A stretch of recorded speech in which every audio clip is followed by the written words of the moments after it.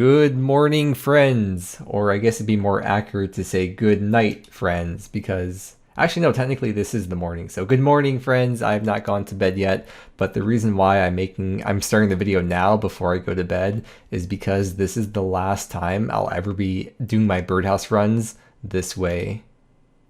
Having to make the birdhouse and then click on the thing, because we have a birdhouse update that's coming in the morning and I'm very excited to see what it's like. Because if you didn't know, I'm a big birdhouse guy, as you can tell by my Hunter XP. And if you don't believe that a lot of this Hunter XP came from birdhouses, well, I can show you my loot tracker.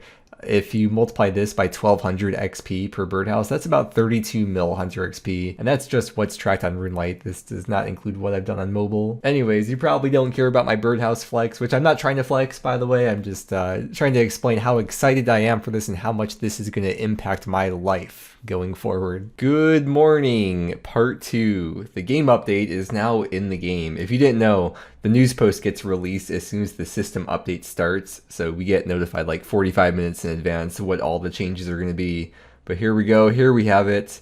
Royal Titans feedback and 12th birthday celebrations. I can't believe they don't even mention the most important part in the title of the news post regarding the birdhouse runs, but don't you worry, I will be sure to have birdhouse runs in not only the title but also the thumbnail of my video to make sure that everyone knows what's going on with the most important thing in the game. But because of the title of the news post being Royal Titans, it is the first thing that they talk about, so let's start from the very top. Royal Titans, a titanic success. The last game update video I made exactly 1 week ago was all about the Royal Titans, so if you want to know how the boss fight goes and more specifics on the drops and whatnot, then you can check out last week's video.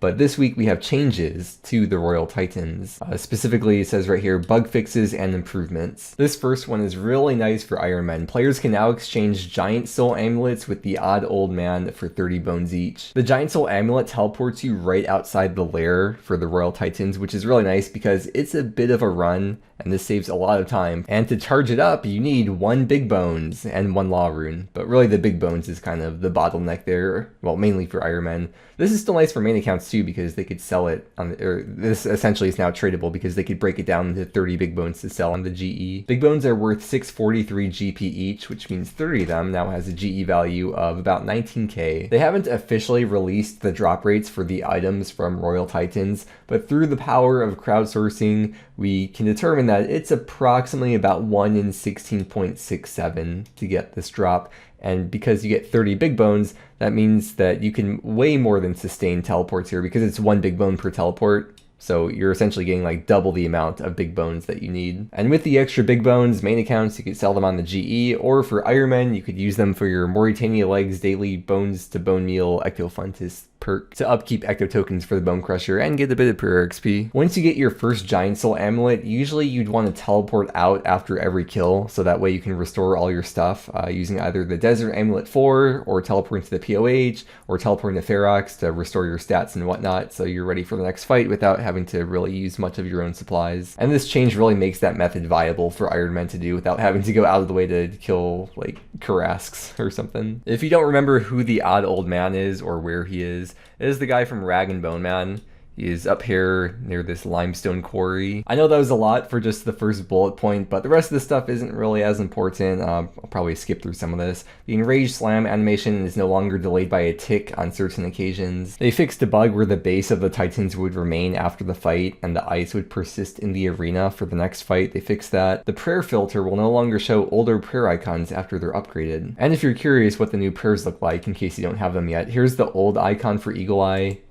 Here's the new one for Deadeye, and then for Mystic Might, here's the old icon, and there's the new icon for Mystic Vigor. I don't think I've ever actually even used the prayer filters before. But next we have teleporting out of the Royal Titans will now nullify any incoming damage to prevent death. Tagged minion hitboxes have been scaled down, so they're smaller now. And then, last bullet point, on sacrifice, if a player doesn't receive the pet, because you have the option to sacrifice the loot to get a double chance for the pet, you'll get a message in your chat box telling you that you did not get lucky. And they have some other points of feedback they want to address today, and these aren't changes, it's more like kind of like reveals. So right here, I want to talk about this one, looting mechanics. They are confirming here that when you fight as a duo, your regular loot and unique chances will scale depending on your damage contribution. I don't think that they confirmed this until now, but players have kind of figured this out already, I'm pretty sure, over the last week. This boss was designed with duo play in mind, so while your regular loot and uniques will scale with contribution, the pet roll does not take contribution into account. So it is in your benefit, if you care about pets at least, to do this as a duo, because you're essentially getting kills twice as fast, which means the pet will take you half the time to get on average. Entry restrictions, because when you're fighting in a duo, one person enters first and then the other person types in their teammate's name, so then they enter afterwards. But once the Titan's HP reaches or drops below 85%, no new players can enter the fight. And that's to prevent issues with reward distribution, to protect GIM prestige, and ensures future combat achievement balance. But it's something they'll think about, which means maybe they could change it in the future. They have no official grouping system, but they've already allocated 4 official Royal Titans worlds. There's an official clan chat, and there's the Discord if you want to find people there. Right here, I think they're just reiterating the fact that you can now trade in the Giant Soul Amulet for the 30 big bones. And that's it for the Royal Titans section of the news post. As much as people kind of half joke about, oh, I don't have any friends to do bossing with, I do think it's good that they made it extremely accessible to find people to do Royal Titans with, and just the fact that they added a mid-game boss that heavily benefits from doing it with someone else. This game is truly built and thrives on the community, and when you meet people in game, you never know what kind of clans or discords you may become a part of, and what kinds of friendships, potentially even lifelong friendships, can form. And the fact this is mid-game content means people get sucked into those communities sooner compared to most group PVM, which tends to be late-game content, like raids or necks. Especially due to the fact that for this boss you duo, you're kind of forced to have one-on-one interactions with the other person, which tend to be more intimate than being, for example, in a learner raid where you're with a group of like 5 people.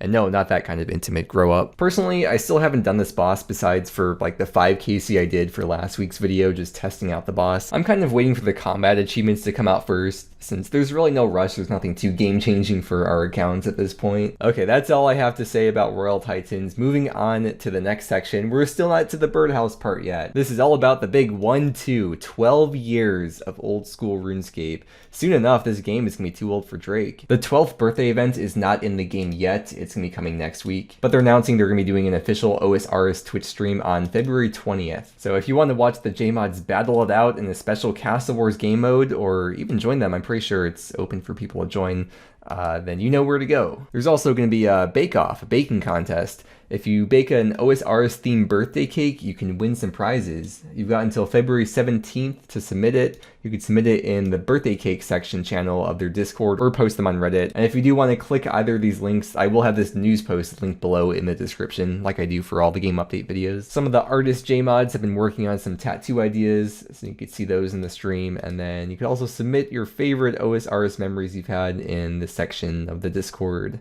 Okay, here we go. Poll 83 improvements. It's Birdhouse time, baby. Players can now reset birdhouses, allowing you to dismantle an existing birdhouse and automatically build and place a new one. The clockwork mechanism from the previous birdhouse is reused. Yeah, there's 3 bullet points total. So the second one is players can now build and place a birdhouse directly on an empty patch with a single click, provided you have all the necessary tools and materials. And then the third one is both the above changes will use pre-made birdhouses you carry with you before attempting to make one out of bits, if you are one of the people that brings the pre-made birdhouses. Okay, here we are back in game. I've literally just been standing here the whole time as I've been recording this video. I've wasted quite a bit of XP. Here we go though. So the birdhouse, you can see the left click option is still how it used to be. So if you want to do them the old way, you still can. I'm also going to be curious to see if it's like the reset option with the box traps, for example, where it takes longer to do it that way, it's just less clicking, or will it be the same speed and it truly does just save clicks and save time, and maybe there's no reason whatsoever to do it the old way. Let's find out. First thing I'm going to do though is with menu entry swapper on RuneLite, I'm going to shift right click and then set the left click option to be reset. And does that change it for all of them or just this one specific birdhouse? It does change it for the others too. All right, here we go. This is a big moment for me. First time doing the reset option on birdhouses. I'm also curious to see if it's going to fill the seeds in too. I'm going to guess not. They did not mention the seeds in the news post, but let's see. Oh wait, hold on. The first birdhouse of the day always like is laggy for me for some reason. Here, let's go to the second one and we'll see it for real. Here we go.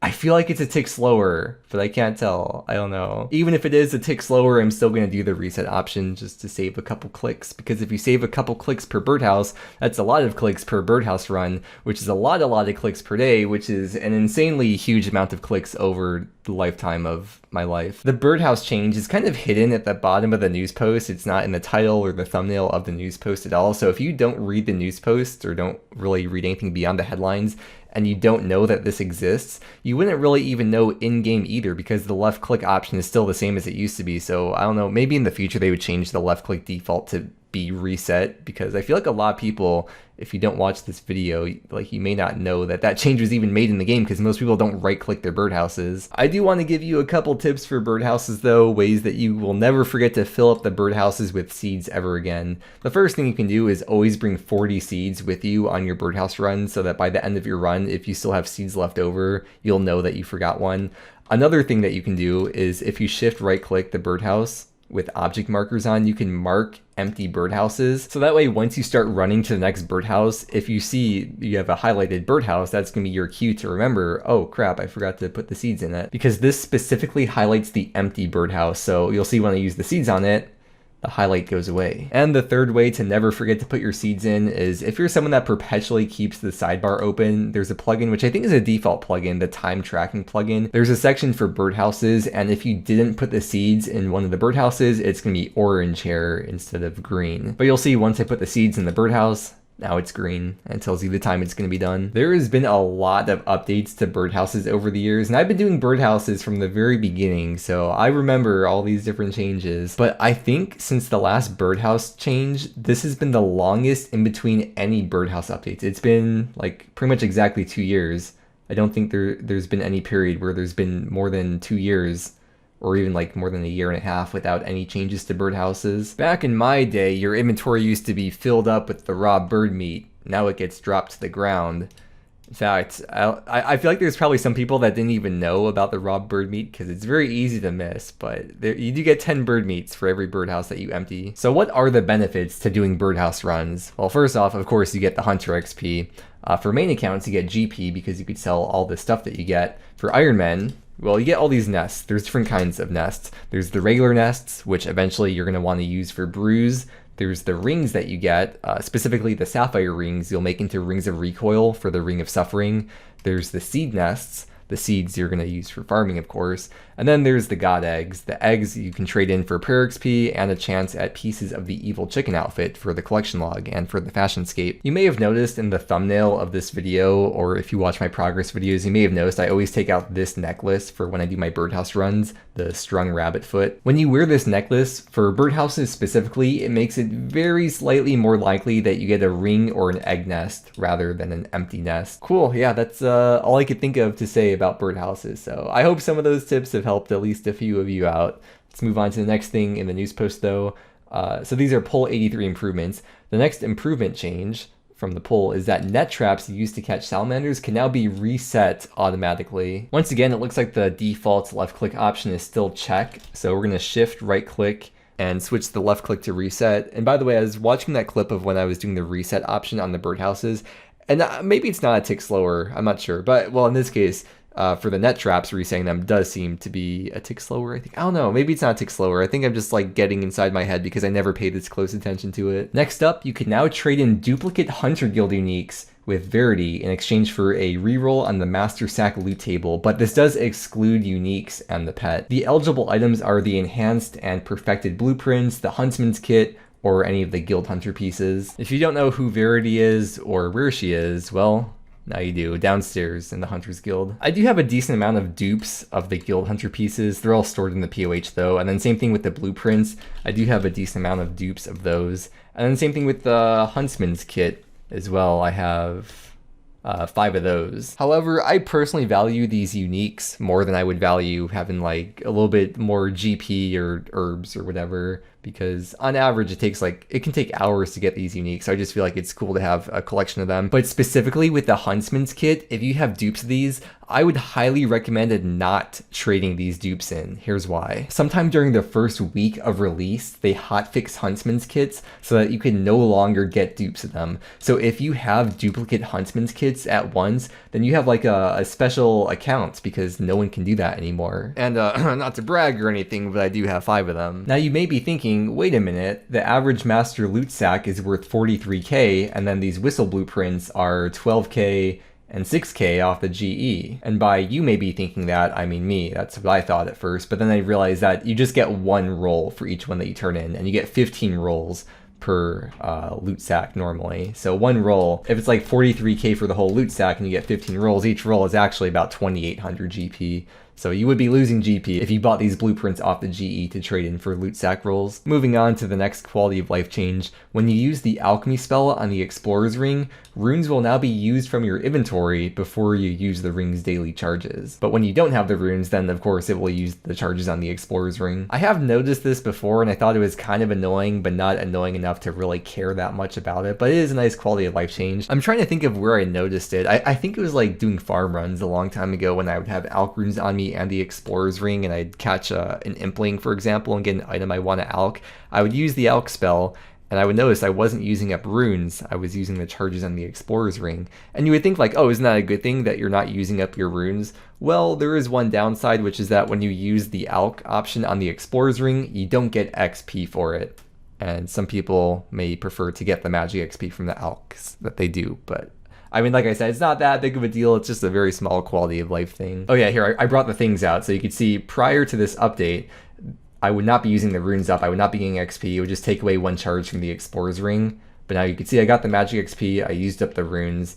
And now, because I don't have the runes in my inventory, I could still cast High Alch because of the Explorer's Ring, and in this case it will use up the charge on the ring. The last quality of life change is the Enchant Jewelry spell will now convert the first jewelry in the inventory rather than the specific jewelry it was cast on. Prior to this update, when you would enchant things, you'd have to, enchant that one, and then enchant that one, and then make sure you're enchanting the right ones. But now it always starts from the top, which means what you could potentially do, or what this has the potential to give you the capability to do, is just keep on spam clicking over and over like that. The thing is though, you'd want this to be at the bottom here, or I guess in the bottom corner here, so you can click without having to move the mouse. I don't know if there's a way, there's the reordering option, but maybe there's some other RuneLite plugin that will allow you to move this to the bottom right corner. I can't figure it out. So you can click without having to move the mouse. See, you can move the jewelry enchantments down here, but then it still puts this up at the top. You could maybe mess around with the spell filtering, and I was able to get this in the middle. So at least you could do half your inventory with clicking the same spot, but I still can't figure out a way to get it all the way to the bottom right. And that is it for the Pull 83 quality of life improvements. Next section, we have client and mobile updates, which I don't really care to talk about. There's nothing that's that important that really affects most people here, but if you do want to pause and read it, feel free to. And finally, we have the other changes section. They added teleport submenus a few weeks ago, and I guess the Pennant of Aids didn't have it, but it has it now. And here's what the submenus look like. I have seen a lot of people complain about the submenus, that they don't like them, and I'm kind of surprised that Jagex didn't make this a toggle, especially with the Maxscape. A lot of people complain about the new layout for the Maxscape teleport and features now. But I'm surprised they didn't make this a toggle and they just put it into the game for everyone. But I could see maybe in the future, maybe they would add a toggle to get rid of the submenus. You can now toggle off the camera shake effects for the following areas: Baba Yaga's house, fishing trawler. Well, they've had fishing trawler one for a while. Looted Barrow's chest, Lizardman Shaman jumps, Great Olm's falling crystals, falling rocks, and the Monkey Madness tunnels.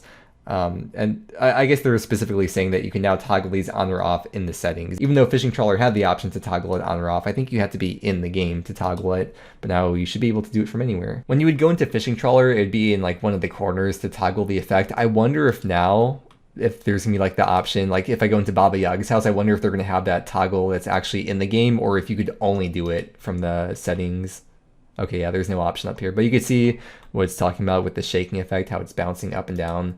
Let's go into here, let's try typing shake. They've got the toggles for both combat camera shake effects and atmospheric camera shake effects. This is not a combat area, so let's turn that off. And that's what it looks like now. Wow. It just looks like it's really windy in here with everything shaking around. I am personally going to leave it on for the immersion. But I could see where that would be a nice change for people that maybe have some kind of motion sickness. And for PVM scenarios, especially like when you're doing Ulm for the first time, there's so much going on already. And then you have the shaking going on as well during the final phase, which probably adds a lot more stress. So not having that shaking probably helps some newer players as well. For the Monkey Madness tunnels, I guess the shaking was a cue that you were about to take damage, but now they've added a visual cue with the shadow briefly appearing under your character before the rocks fall. They fixed some coloring inconsistencies, most notably the blessed sickle, which is brighter than before, making it easier to distinguish from its non-blessed variant. The rest of the stuff is just bugs and small things that really aren't worth reading, and that is it for the news post this week. I really hope this video was able to help you out in some way or another, or at the very least, I hope I was able to keep you entertained for like 20 minutes. And with that said, thank you so much for watching, and have a great day.